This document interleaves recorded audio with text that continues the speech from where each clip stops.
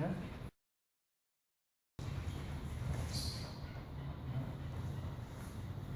So this is straight after the technique. I'm going in. I like this. Because 1, 2.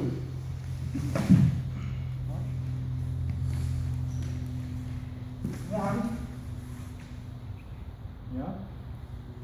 In the form, just twists. I can adjust it slightly. There. Fist into the lower back. Cat stance. It seems, oh look here, Jeff's falling because, you know, the truth of the matter is, bang, if you get the positioning right, it's pretty irresistible. Jeff resists. I've broken his structure. It's like he's off balance, it just won't work. The other advantage to this is simply, and this is good on either side, but we'll do it on this side first. 1, 2. And that is that I'm going to go, bah! Again. Bah! I'm striking him in that point. I'm deliberately not striking because it's actually a very painful spot to hit. Bah! Just cuts the supply line. On the other hand, 1, 2. So I'm folding him back. Sorry. And you'll notice that point there. Woof. Yeah. Again. Bah! Cuts the supply line of this punch completely. Bah! We have to be really careful. There's no point in bruising each other. And, that's actually quite effective. Just completely stops you dead when you feel like that nerve. The longer one, same thing, right at the end.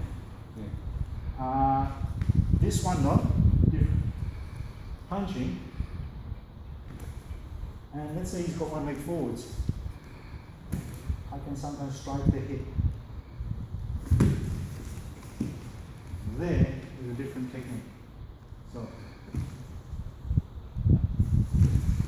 we always think of striking the face. Often enough, we forget that if there's a target low, that's just as good. With this particular movement, one of the advantages that I haven't talked about otherwise is that as the punch comes in, you'll see that there are two ways to do a rising block. One is to do it that way, okay? So you have one moving away, but the other is an equally effective way, and it could be because, say I'm about to punch and I see him coming in and I'm forced to move across. So a rising block can happen that way. And what is the advantage of this overhand inverted punch is that often enough it serves both purposes, so that you get a punch there. It won't be necessarily a dropping punch then, unless you drop your whole body. This will be more a punch there. But certainly I think with this one, it functions quite well because I'm now striking into that target there. Punch hard. You can see quite effective. And I sink into cat stance in that particular version because I am avoiding it over the top. But otherwise I would be moving in. I might strike there.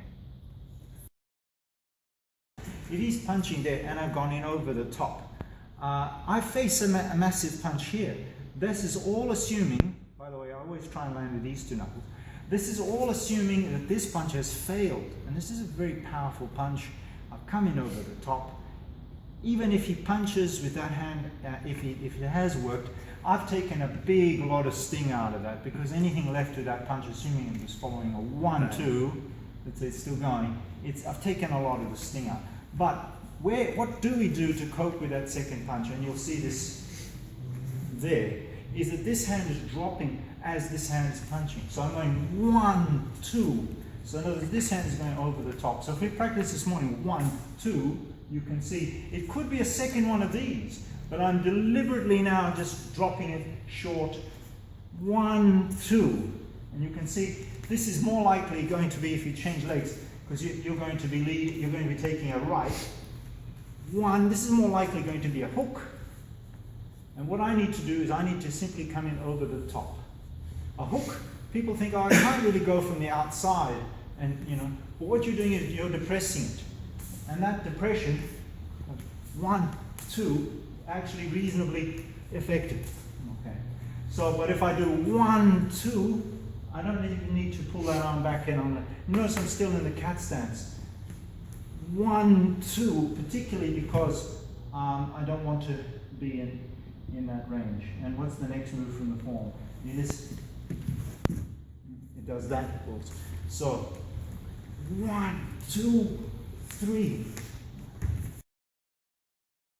1, 2, 3. 1, 2, 3. And you notice I can move in. 1, 2, 3. 1, 2, 3.